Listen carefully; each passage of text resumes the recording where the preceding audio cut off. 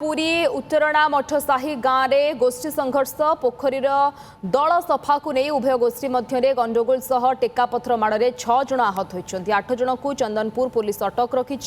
गतकाली चंदनपुर थाना अंतर्गत उत्तरणा ग्राम में पोखरी दल सफा को नहीं दुई गोष्ठी मध्य प्रबल बचासा होता परवर्ती समय यह उत्तेजनामूलक परिस्थिति उपजुला और टेकापथर माड़ होता घटना संपर्क में सूचना पाइबा परे चंदनपुर थाना अधिकारी श्री बिरंची साहू एवं सदर डीएसपी श्री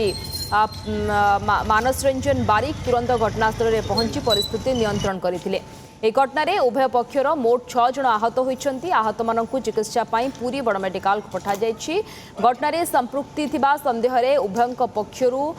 मोट 8 जन को अटक रखा जाइछि पचराउचरा करा जाउछि। आईन श्रृंखला परिस्थिति को दृष्टि रखी ग्राम में 2 प्लाटून पुलिस फोर्स मुतयन करा जाइछि। वर्तमान ग्रामर परिस्थिति संपूर्ण नियंत्रणाधीन रही पुलिस पक्षर घटनास्थल में कड़ा नजर रखा जाइतिबा सहित घटनार तदंत जारी रही। एमती गोटे घटना होता चंदनपुर रे मॉर्निंग रे पोखरी को लेकिन दुई ग्रुप भितर से भितर